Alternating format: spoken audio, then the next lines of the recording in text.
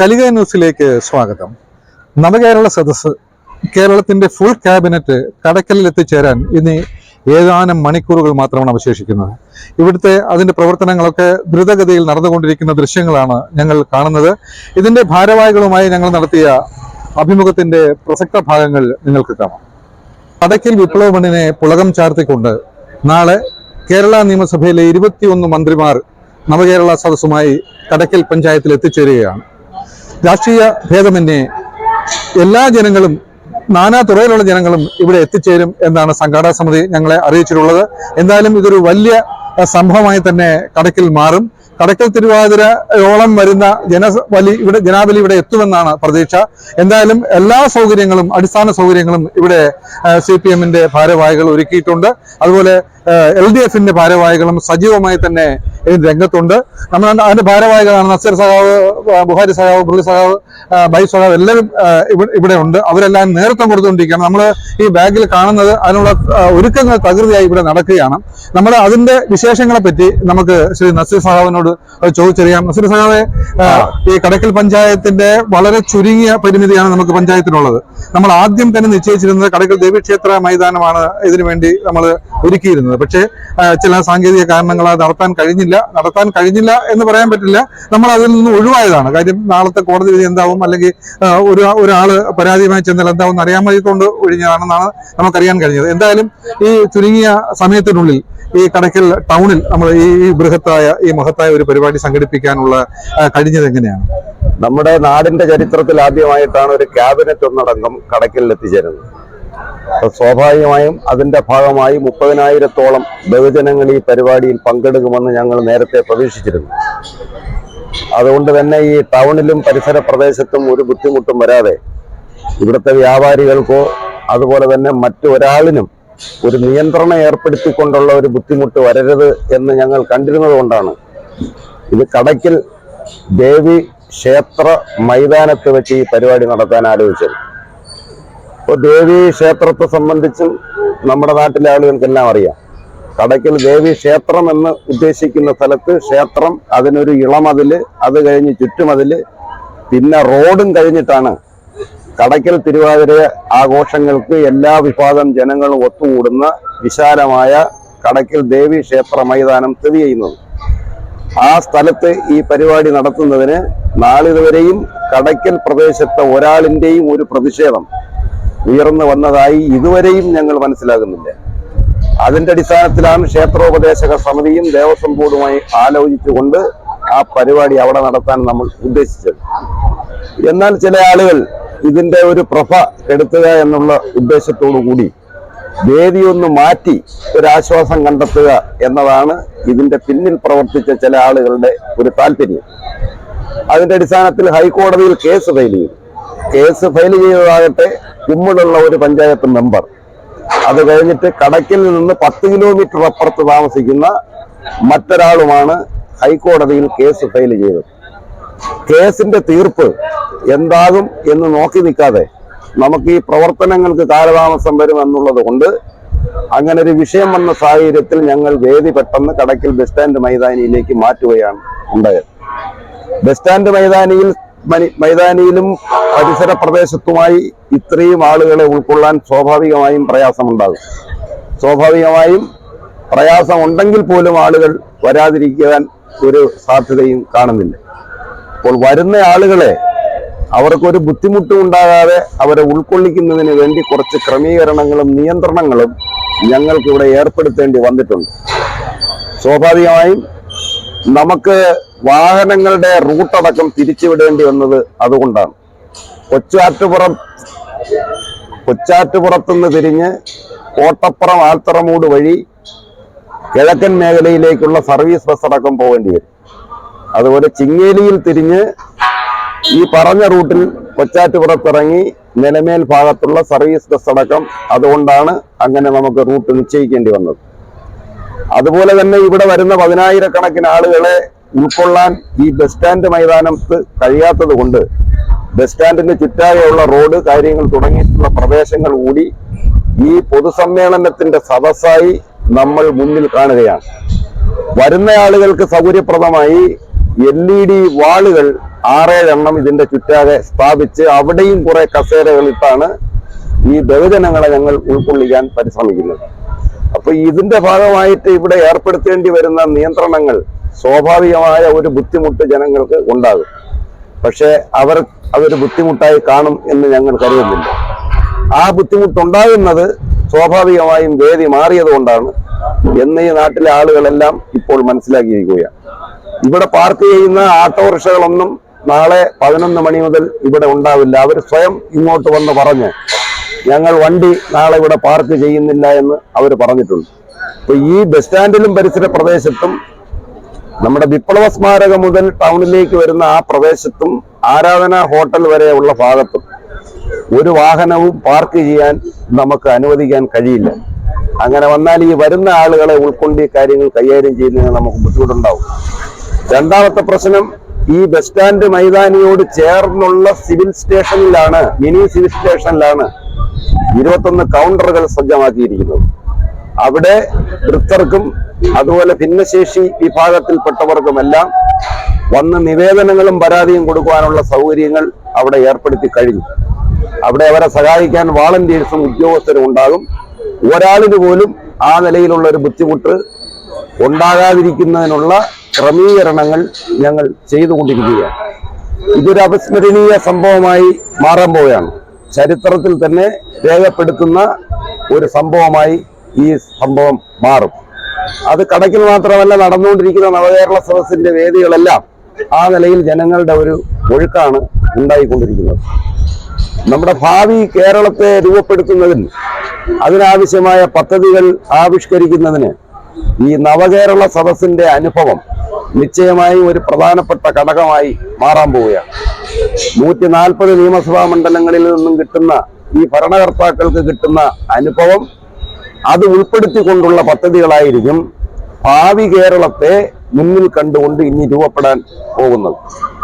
അപ്പോൾ ഒരു ഭരണസിരാ കേന്ദ്രത്തിലിരിക്കുന്ന ഭരണകർത്താക്കൾ ജനങ്ങൾ അങ്ങോട്ട് ചെന്ന് അവരെ കാണുക എന്നുള്ളതിൽ മാറ്റം വരുത്തി ഭരണകർത്താക്കളെല്ലാം ജനങ്ങളെ കാണാൻ മണ്ഡലങ്ങളിലേക്ക് വരുന്നു എന്ന് പറയുന്നത് കേരളത്തിൻ്റെതെന്നല്ല, ഈ രാജ്യത്തിന്റെ കൗണ്ടറുകൾ പ്രവർത്തിക്കണം എന്നാണ് പൊതുവെ നിർദ്ദേശിച്ചിട്ടുള്ളത്.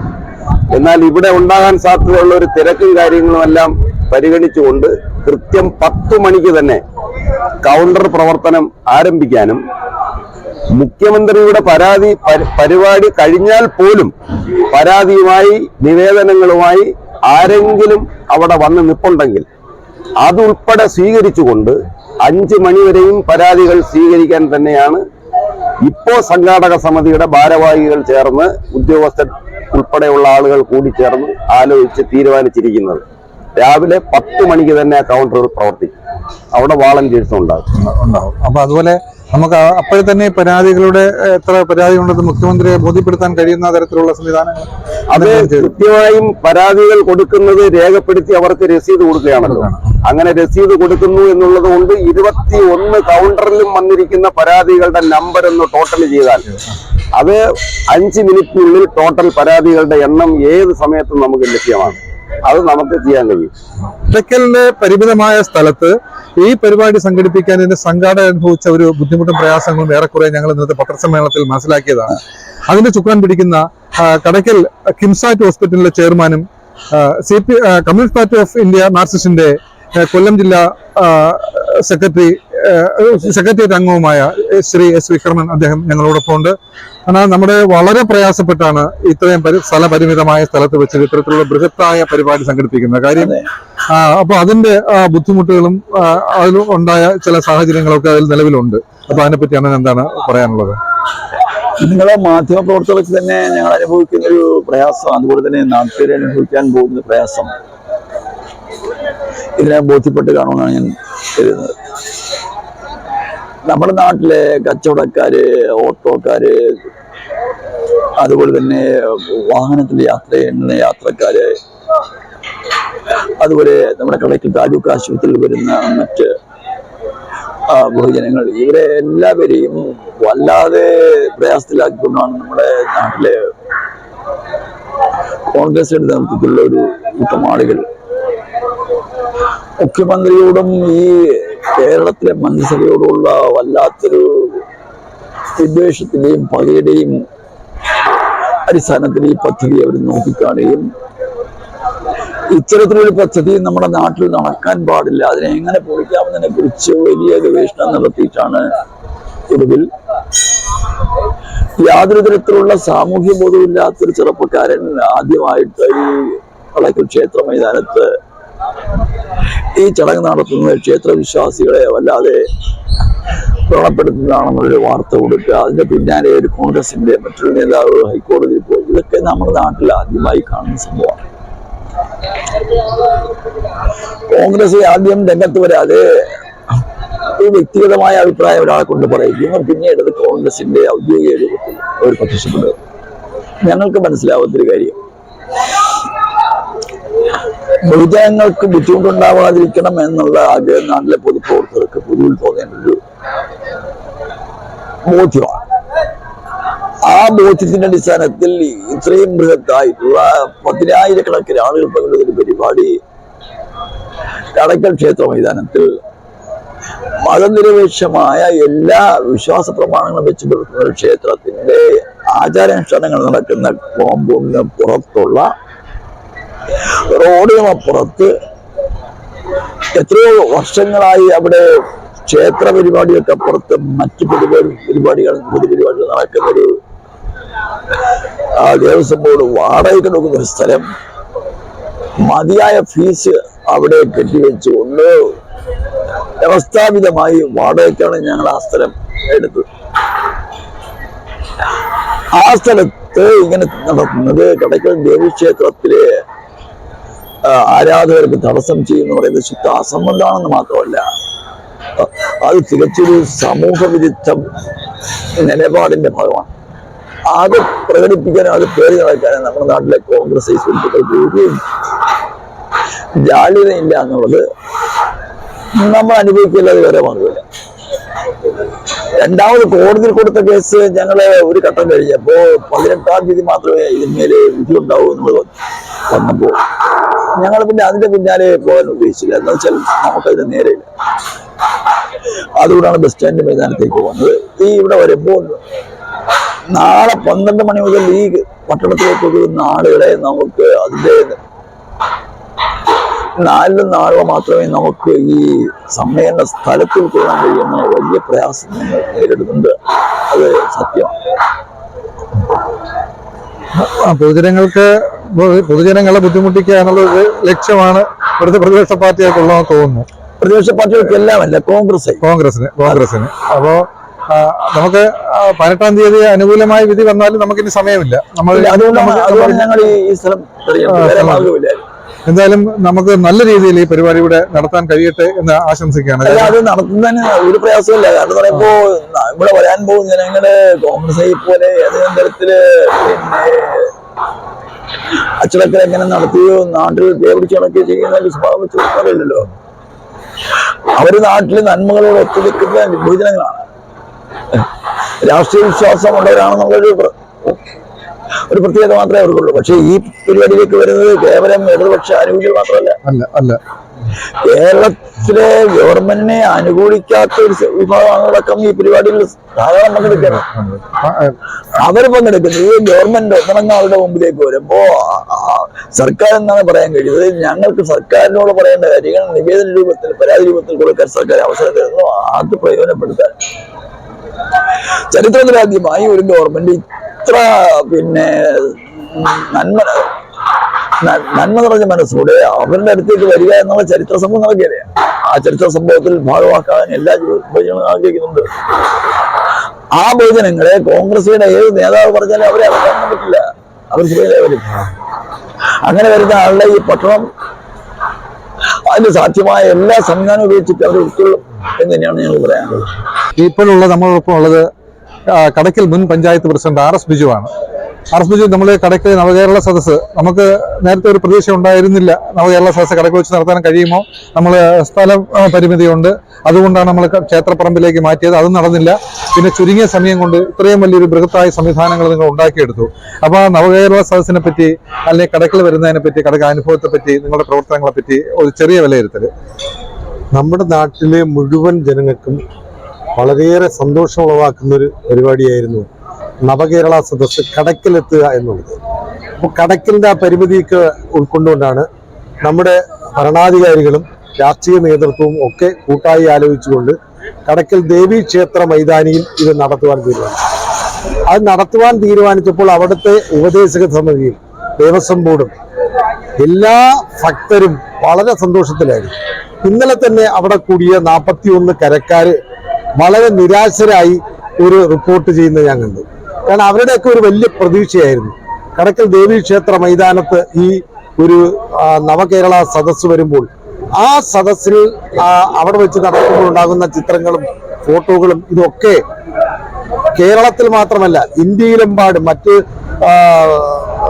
രാഷ്ട്രങ്ങളിലടക്കം ഗൾഫ് നാടുകളിൽ നിൽക്കുന്ന നമ്മുടെ മലയാളികൾക്ക് കടക്കൽ തിരുവാതിരയെ ഏറ്റവും നല്ല രൂപത്തിൽ ആഘോഷിക്കുന്ന നമ്മുടെ ഗൾഫ് മലയാളികൾക്ക് പോലും വളരെ വലിയ പ്രതീക്ഷയായിരുന്നു കടക്കൽ ദേവീ ക്ഷേത്ര മൈതാനിയിൽ ഇതെത്തുമ്പോൾ. കാരണം നസീർ സാഹിബ് സൂചിപ്പിച്ചതുപോലെ 30,000-ഓളം ആൾക്കാർ, അതിൽ വിവിധ രാഷ്ട്രീയ പാർട്ടികൾ, ഇപ്പൊ അവർ കോൺഗ്രസിന്റെ നേതൃത്വം ഇതിനെ ബഹിഷ്കരിക്കുന്നു എന്ന് പറഞ്ഞിരുന്നാലും കേരളത്തിൽ കണ്ടുവരുന്നത് അവരുടെ KPCCയുടെ ഭാരവാഹികളടക്കം, KPCCയുടെ അല്ലെങ്കിൽ കോൺഗ്രസിന്റെ നേതാക്കന്മാരടക്കം അവരുടെ പ്രധാനപ്പെട്ട പ്രവർത്തകർ ഒട്ടുമിക്കലും ഒക്കെ കടന്നു വരുന്നതാണ് നവകേരള സദസ്സ്.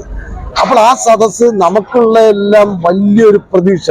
ഞാൻ നേരത്തെ സൂചിപ്പിച്ചതുപോലെ കടക്കക്കാർ ഒരു അടുത്തൊരു തിരുവാതിരയെ വരവേൽക്കുന്നത് പോലെ കടക്കൽ ദേവീ ക്ഷേത്ര മൈതാനിയിൽ ഈ ജനം മൊത്തവും കൊണ്ടുവന്ന് നിറയും എന്നുള്ള ചിന്താഗതിയായിരുന്നു നമുക്കെല്ലാവർക്കും ഉണ്ടായിരുന്നത്. പക്ഷേ കുമ്മിളിയുള്ള ഒരു കോൺഗ്രസിന്റെ പഞ്ചായത്ത് മെമ്പർ ഇതുപോലെ നേരത്തെ പറഞ്ഞതുപോലെ ഒരു 10-15 കിലോമീറ്ററുകൾക്ക് അപ്പുറം കിടക്കുന്ന ഏത് കിട്ടിയിരുന്നാലും വെറുതെ കേസിന് പോകുന്ന ഒരു കോൺഗ്രസിന്റെ നേതാവുണ്ട്. ഇവർ രണ്ടുപേരും അവർക്ക് പിന്തുണയായിട്ട് ചില 1-2 അച്ഛന്മാർ മാത്രം നിന്നുകൊണ്ട് ഇത് ഹൈക്കോടതിയിൽ ഇതിനെതിരെ കേസിന് പോകും. ഈ കേസിന് പോകുമ്പോഴും പഴയകാല കോൺഗ്രസ്സുകാരെ അടക്കം നമ്മുടെ ഈ നാട്ടിൻ പ്രദേശത്തുള്ള കോൺഗ്രസ്സുകാരെല്ലാം അവരെ മോശപ്പെട്ട രൂപത്തിൽ അവരെ പറഞ്ഞുകൊണ്ടിരിക്കുകയാണ്. കാരണം ഈ കേരളത്തിലെ 21 മന്ത്രിമാരും മുഖ്യമന്ത്രിയും 20 മന്ത്രിമാരും ഒരുമിച്ച് കടക്കൽ വന്നെത്തുക എന്ന് പറഞ്ഞാൽ നമുക്കെല്ലാം അഭിമാനമാണ്, നാട്ടിലുള്ള മുഴുവൻ ജനങ്ങൾക്കും അഭിമാനമാണ്. ആ അഭിമാനത്തെ ചോദ്യം ചെയ്യുന്ന തരത്തിലാണ് ഈ കോൺഗ്രസിന്റെ ചില ആൾക്കാർ ചെയ്തേക്കുന്ന പ്രവൃത്തി. പക്ഷെ അത് നമ്മുടെ നാട്ടിലെ ജനങ്ങൾക്ക് ഈ കടക്കൽ ടൗണുമായി ബന്ധപ്പെട്ട് നമ്മൾ നടക്കുമ്പോൾ കുറെ ബുദ്ധിമുട്ടുകളൊക്കെ ഉണ്ടാവും. ആ ബുദ്ധിമുട്ടുകൾ പരിഹരിക്കുന്നതിന് വേണ്ടിയുള്ള ഒട്ടനവധി ഇടപെടലുകൾ അത് പോലീസും നമ്മുടെ ഗവൺമെന്റ് മറ്റ് സംവിധാനങ്ങളും രാഷ്ട്രീയ നേതൃത്വവും ഒക്കെ ഇടപെട്ട് അതിന് വേണ്ടുന്ന ക്രമീകരണങ്ങൾ ഒക്കെ നടത്തിയിട്ടുണ്ട്. അപ്പോൾ ഒരു ദിവസത്തെ ബുദ്ധിമുട്ട് നമ്മുടെ ഈ പ്രദേശത്തെ നാട്ടുകാർക്കെല്ലാം ഉണ്ടാവും. പക്ഷെ കച്ചവടക്കാരെല്ലാം 100% അവർ ഇന്ന് തന്നെ കടയടയ്ക്കണമെന്ന് നമ്മോട് ചോദിച്ചവരുണ്ട്. കാരണം 100% കടക്കൽ നമ്മുടെ നാട്ടിൽ ഈ മുഖ്യമന്ത്രിയും മന്ത്രിമാരും എത്തുന്നതിന് വളരെ സന്തോഷത്തിൽ കൊച്ചുകുട്ടികളടക്കം ഇന്നതാ ഈ നമ്മുടെ ബസ് സ്റ്റാൻഡിനകത്ത് സ്കൂൾ കുട്ടികൾ വന്ന് കണ്ടുപോയതിന് ഒരു കൈയും കണക്കുമില്ല. അതുപോലെ തന്നെ കുടുംബത്തോടു കൂടി അച്ഛനും അമ്മയും മക്കളും ചേർന്നുകൊണ്ട് വാഹനത്തിൽ വന്ന് ഇവിടെ വന്ന് കണ്ടിട്ട് പോവുകയാണ്. ഇവിടെ കടക്കൽ ടൗണിൽ നടന്നേക്കുന്ന അലങ്കാരത്തെക്കുറിച്ച് കാണുവാൻ എത്രയെങ്കിലും ദൂരെ നിന്നും നമ്മുടെ തൊട്ടടുത്ത് പരിസര പ്രദേശത്തു നിന്നുള്ള കുടുംബങ്ങളാണ് വന്നു പോകുന്നത്. അപ്പൊ അത്രയും വലിയ ഒരു ആഘോഷമായി നമുക്കെടുക്കാൻ കഴിയും. പക്ഷെ അതൊരു സ്ഥലപരിമിതിയാണ് നമ്മളെയും വിഷമിപ്പിക്കുന്നത്. എന്തായാലും ചിതറ ഗ്രാമപഞ്ചായത്ത് പ്രസിഡന്റ് ശ്രീ MS മുരളി അദ്ദേഹം ഞങ്ങളോടൊപ്പം ഉണ്ട്. കാര്യം ഈ ചടയമംഗലം മണ്ഡലം മുഴുവൻ, നിയോജക മണ്ഡലം മുഴുവൻ ഉള്ള ജനങ്ങളെ ഇവിടെ എത്തിക്കാനുള്ള തീവ്ര ശ്രമത്തിലാണ് അതാത് പഞ്ചായത്തിലെ പ്രസിഡന്റുമാരും ഭാരവാഹികളും ഒക്കെ തന്നെ. അതിന്റെ ഭാഗമായി സഖാവിനോട് നമുക്ക് ചോദിക്കാനുള്ള ചിതറ പഞ്ചായത്തിലെ എന്തൊക്കെ തരത്തിലുള്ള ഒരുക്കങ്ങളാണ് നമ്മൾ കടക്കലുമായി ബന്ധപ്പെട്ട് ഈ കേരള സദസ്സിന് നമ്മൾ വരവേൽക്കുന്നതിന് വേണ്ടി ഒരുക്കിയിട്ടുള്ളത്? ചിതറ പഞ്ചായത്തിന്റെ 23 വാർഡുകളിലും അയൽക്കൂട്ട സഭകൾ എല്ലാ വാർഡിലും നല്ല ഗംഭീരമായിട്ട് 100 കണക്കിന് നമ്മുടെ അമ്മമാരും സഹോദരിമാരും സഹപ്രവർത്തകരും പങ്കെടുത്തുകൊണ്ടുള്ള മീറ്റിങ്ങുകളെല്ലാം കൂടി കഴിഞ്ഞു. ആവശ്യമുള്ളിടത്തോളം വാഹനങ്ങൾ ഓരോ വാർഡിലേക്കും 1-2 ബസ്സുകൾ വീതവും മിനി ബസ്സുകൾ വീതവും എല്ലാം അറേഞ്ച് ചെയ്ത് കഴിഞ്ഞു. 5000-ഓളം ആളുകളാണ് നമുക്ക് ഇവിടെ പങ്കെടുക്കേണ്ടത്. അതിലേറെ ആളുകൾ വരത്തക്ക വിധത്തിൽ വലിയ ആവേശകരമായിട്ടാണ് ഈ നവകേരള സദസ്സിന്റെ പങ്കാളിത്തം ഉണ്ടാകുമെന്നുള്ള യാതൊരു തർക്കവുമില്ല. നല്ല ഗംഭീരമായിട്ട് ഏതെല്ലാം വിധത്തിൽ കെടുത്താൻ ശ്രമിച്ചാലും 4 ഇരട്ടി ശക്തിയോടുകൂടി ആവേശപൂർവ്വം ആളുകൾ പങ്കെടുക്കത്തക്ക വിധത്തിലുള്ള മനസ്സോടുകൂടി നിൽക്കുകയാണ്. നാളെ 12 മണി മുതൽ ചിതറ പഞ്ചായത്തിൽ നിന്നുള്ള ഒഴുക്കായിരിക്കും കടക്കലേക്ക്. നല്ല ഒരു മെച്ചപ്പെട്ട വിളംബര ജാഥ നമ്മൾ അവിടെ നടത്തിയിരുന്നു. അതെല്ലാം സർവ്വതല സ്പർശിയായിട്ടുള്ള വിളംബര ജാഥയായിരുന്നു. അതോടൊപ്പം തന്നെ ഇന്നിപ്പോൾ പഞ്ചായത്തിന്റെ സംഘാടക സമിതിയുടെ നേതൃത്വത്തിൽ തന്നെ യുവജനങ്ങളുടെ ബൈക്ക് റാലി ഉൾപ്പെടെയൊക്കെ നടത്തി നല്ല പ്രചരണം ഇതിനു വേണ്ടി കൊടുക്കുകയും ഇന്നിപ്പോൾ മൈക്ക് അനൗൺസ്മെന്റ് പഞ്ചായത്തിന്റെ എല്ലാ ഭാഗത്തും നടത്തുകയും ആ വിധത്തിൽ ആവേശപൂർവ്വമുള്ള പ്രവർത്തനങ്ങൾ ഏറ്റെടുത്തുകൊണ്ട് നാളെ ഗംഭീരമായ ഒരു സദസ്സ് ചിതറ പഞ്ചായത്തിന്റെ എല്ലാവിധ പ്രാതിനിധ്യവും ഉണ്ടായിരിക്കും എന്നുള്ളത് അഭിമാനപൂർവ്വം പറയുകയാണ്. എന്തായാലും വളരെ ഭംഗി. നമ്മുടെ നവകേരള സദസ്സ് ഓരോ പ്രദേശത്തെത്തുമ്പോഴും അവിടെ ആ പ്രദേശത്തുള്ള ചുമതലയുള്ള സർക്കാർ ഉദ്യോഗസ്ഥർ വളരെ അവരുടെ കാര്യം വളരെ ഒരു എന്താ പറയുക, അവരാണ് ഇതിന്റെ ചുക്കാൻ പിടിക്കുന്നതും ഈ നിയന്ത്രണം മൊത്തം അവരുടെ കയ്യിൽ കൂടെയാണ് പോയിക്കൊണ്ടിരിക്കുന്നത്. അപ്പൊ അങ്ങനെ നമ്മുടെ കൊല്ലം ഈ നവകേരള സദസ്സിന്റെ നമ്മുടെ ചടയമംഗലം കൊല്ലം ജില്ലയുടെ നോഡൽ ഓഫീസറായിട്ടുള്ള ശ്രീ അരുൺ എന്നല്ലേ വിമൽ, അതുപോലെ തന്നെ കുടുംബശ്രീ മിഷന്റെ കൊല്ലം ജില്ലയിലെ നോഡൽ ഓഫീസറുമായിട്ടുള്ള വിമൽ, അദ്ദേഹം ഞങ്ങളോടൊപ്പം ഉള്ളത്. അദ്ദേഹം ഈ പറയുന്നത് പോലെ കടയ്ക്കൽ എന്ന ഈ സ്ഥലപരിമിതമായ സ്ഥലത്ത് ചടയമംഗലം നിയോജക മണ്ഡലം ആകമാനം ഉള്ള ജനങ്ങളെ ക്രോഡീകരിച്ച് അല്ലെങ്കിൽ സർക്കാർ സംവിധാനങ്ങളെ ക്രോഡീകരിച്ചിട്ട് വേണം ഇത്തരത്തിലൊരു വലിയ സംവിധാനം ഇവിടെ ഉണ്ടാക്കിയെടുക്കാൻ. അപ്പോൾ അദ്ദേഹത്തിന്റെ റിസ്ക് എന്തുമാത്രമാണ് നമുക്ക് ഊഹിക്കാൻ കഴിയുന്നേ ഉള്ളൂ. അദ്ദേഹത്തിന് ഈ നവകേരള സദസ്സുമായി ബന്ധപ്പെട്ട് എന്താണ് പറയാനുള്ളത് നമുക്ക് കേൾക്കാം. വിമൽ സാറ്, നമ്മുടെ ഈ നവകേരള സദസ്സുമായി ബന്ധപ്പെട്ട് താങ്കളുടെ സേവനം വളരെ വലുതാണ്. കാര്യം ഇതെല്ലാം ഒരു നൂലിലേക്ക് പുറത്തിണക്കി കൊണ്ടുവന്ന് എല്ലാ കാര്യത്തിലും കണ്ടെത്തി എല്ലാ കാര്യങ്ങളും ചിട്ടയോടുകൂടി നടത്തിപ്പോണ്ട ഒരു സംവിധാനമാണ് ഇതുള്ളത്. കാര്യം ഒരു ക്യാബിനറ്റ് ഉൾപ്പെടെ നമ്മുടെ പ്രദേശത്ത് എത്തിച്ചേരുകയാണ്. നിസ്സാര കാര്യമല്ല. 21 മന്ത്രിമാരും നമുക്ക് നമ്മുടെ പ്രദേശത്ത് എത്തിച്ചേരുകയാണ്.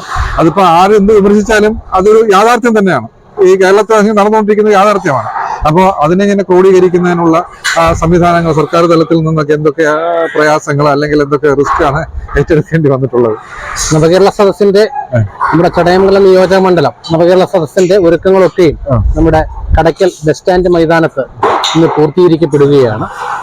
വേദി 3 പ്രാവശ്യം നമുക്ക് മാറ്റപ്പെടേണ്ടി വന്നിട്ടുണ്ട്. നമ്മൾ തുടക്കത്തിൽ സ്കൂളായിരുന്നു നിശ്ചയിച്ചിരുന്നത്. കുട്ടികളുടെ പരീക്ഷയ്ക്ക് ബുദ്ധിമുട്ടുണ്ടാകണ്ട എന്ന് കരുതിയാണ് നമ്മൾ ക്ഷേത്ര മൈതാനത്തേക്ക് മാറിയത്. അപ്പോൾ അവിടെയും എന്താ പറയുന്നത് സാങ്കേതികമായ വിഷയങ്ങളല്ല, ആവശ്യമില്ലാത്ത കാര്യങ്ങൾ ഉയർത്തിക്കൊണ്ട് അവിടെ നിന്ന് ഒരു കോടതി കേസൊക്കെ ഉണ്ടാകുന്ന ഒരു സാഹചര്യം ഉണ്ടായപ്പോൾ നമുക്ക് അവിടെ നിന്ന് വേദി കടയ്ക്കൽ ബസ് സ്റ്റാൻഡ് മൈതാനത്തേക്ക് മാറ്റേണ്ടി വന്നു. സ്വാഭാവികമായിട്ടും നമ്മൾ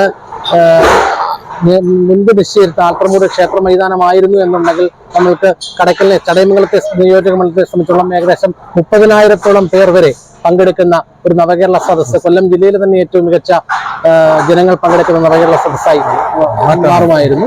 പക്ഷെ നമ്മുടെ ഈ വേദി ഇങ്ങോട്ട് മാറിയപ്പോഴത്തേക്ക് സ്വാഭാവികമായിട്ടും നമ്മുടെ വേദി സ്ഥലത്ത് ഉൾക്കൊള്ളുവാൻ കഴിയുന്ന ആളിന്റെ എണ്ണത്തിൽ കുറച്ച് കുറവ് വന്നിട്ടുണ്ട്. എങ്കിലും ഇവിടെ നവകേരള സദസ്സ് നാളെ കാണുവാനായി എത്തുന്ന ജനകീയ മന്ത്രിസഭയെ കാണുവാനായി എത്തുന്ന ആളിന്റെ എണ്ണം 30,000 ആയിരിക്കത്തില്ല. അത് 30,000-ൽ പരം പേര് നാളെ നമ്മുടെ നവകേരള സദസ്സ് കാണുവാനും നമ്മുടെ ജനകീയ മന്ത്രിസഭയെ കാണുവാനുമോ ജനകീയ മന്ത്രിസഭയുമായി സംവദിക്കാനുമായി നമ്മുടെ കടയ്ക്കൽ ബസ് സ്റ്റാൻഡ് മൈതാനത്തേക്ക് നാളെ എത്തും. അതിനു വേണ്ടിയിട്ടുള്ള ഒരുക്കങ്ങളെല്ലാം ഇവിടെ തീവ്രമായ പുരോഗമിക്കുകയാണ്. ഒപ്പം ഇവിടുത്തെ പൊതുപ്രവർത്തകർ, രാഷ്ട്രീയ പ്രവർത്തകർ, ഇവിടുത്തെ പൊതുപ്രസ്ഥാനങ്ങളുടെ പ്രവർത്തകർ എല്ലാവരും ഇതിന് വലിയ സഹായമായി കൈകോർത്തുകൊണ്ട് വലിയ ജനകീയമായ ഒരു സംഘാടക സമിതിയുടെ നേതൃത്വത്തിലാണ് ഈ പ്രവർത്തനം ഇവിടെ നടന്നുകൊണ്ട്. അല്ല സാർ, വേറൊരു കാര്യം കൂടി ചോദിച്ചോട്ടെ. നമ്മുടെ ഈ ഇത്തരത്തിലുള്ള ഒരു നീക്കങ്ങൾ കോൺഗ്രസിന്റെ ഭാഗത്തു നിന്നുണ്ടായി എന്ന് പറയുന്നു.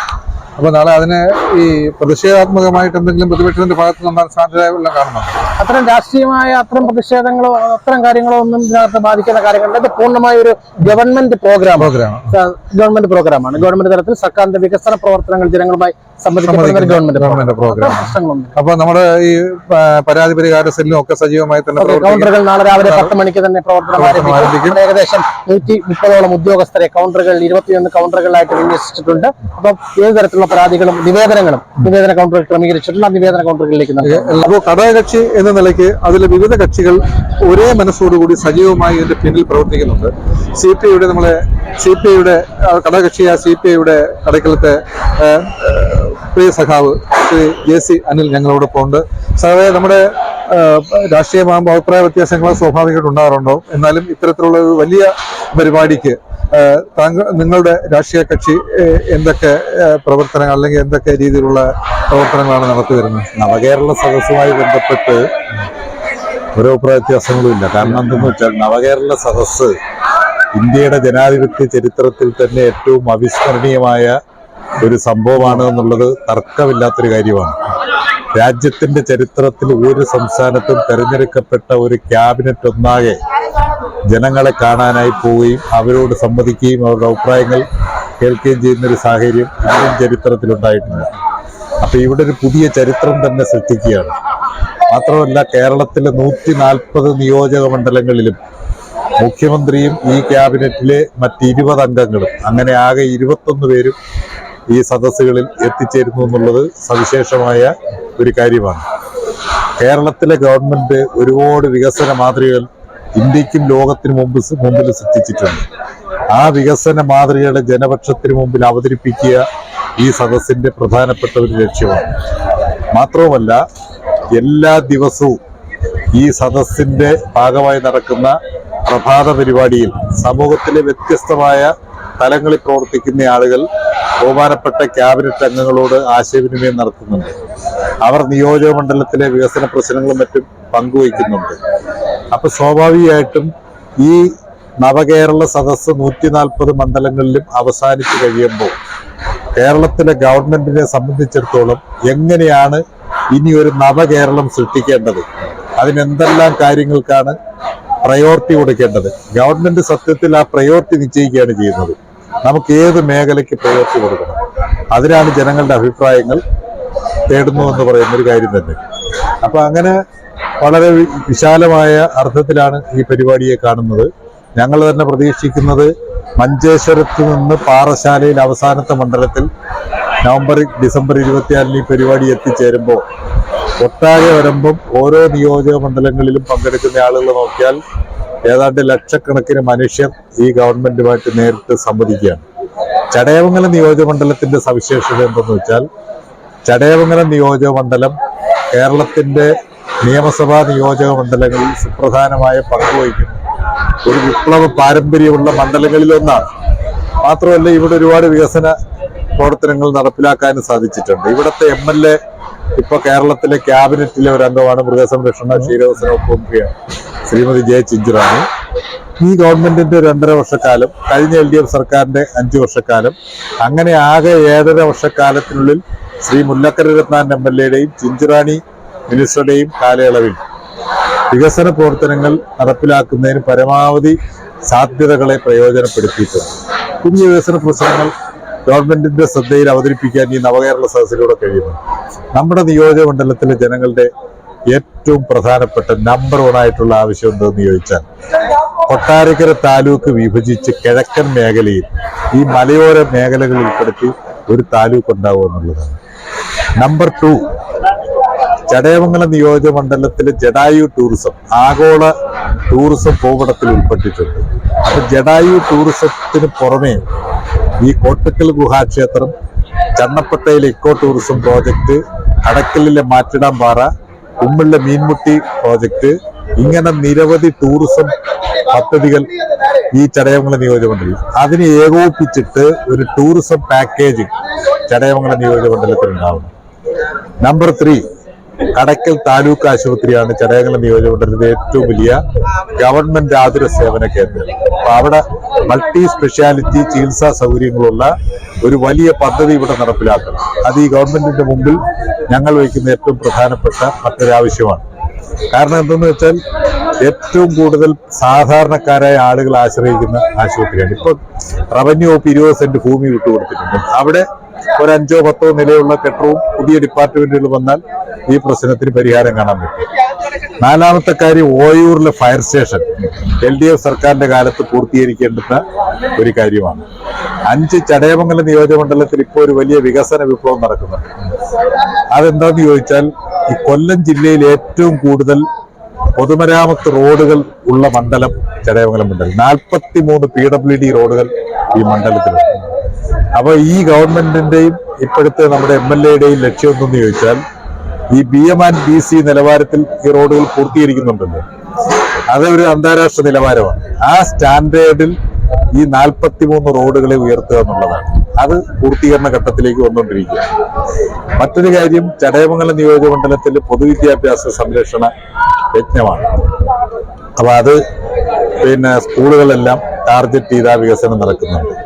നമ്മൾ ഗവൺമെന്റിന്റെ മുമ്പ് പറയുന്ന ഏറ്റവും പ്രധാനപ്പെട്ട മറ്റൊരു വികസന സാധ്യത എന്തെന്ന് വെച്ചാൽ ചടയമംഗലത്തിന്റെ കായിക വികസനത്തിന് ഉതകുന്ന വലിയ പദ്ധതി ഉണ്ടാകും.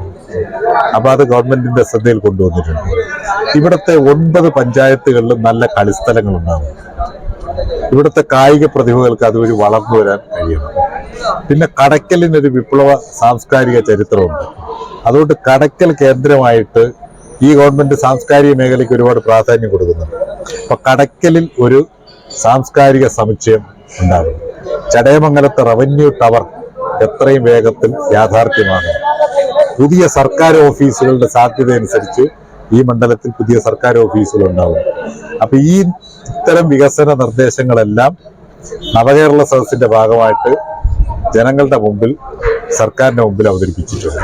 അതുകൊണ്ട് നവകേരള സദസ്സ് ഈ 9 പഞ്ചായത്തുകളിൽ നിന്നും കൂടി ഞങ്ങൾ പ്രതീക്ഷിക്കുന്ന ഒരു 1/4 ലക്ഷത്തോളം ആളുകൾ എത്തിച്ചേരുമെന്നാണ്. ആകെ ഉള്ള ഒരു പരിമിതി സ്ഥലപരിമിതിയാണ്. അത് കടയ്ക്കൽ ദേവീക്ഷേത്ര മൈതാനം വിട്ടുകിട്ടാതിരിക്കാൻ ചില കുതന്ത്രങ്ങളും രാഷ്ട്രീയ താല്പര്യങ്ങളും സങ്കുചിത താല്പര്യങ്ങളും ഉയർത്തിപ്പിടിച്ചതിന്റെ പേരിലാണ്. സത്യത്തിൽ അതിൽ വസ്തുതാപരമായി ഈ ഗവൺമെന്റിന്റെ സംഘാടക സമിതിയുടെയും ഭാഗം ശരിയാണ്.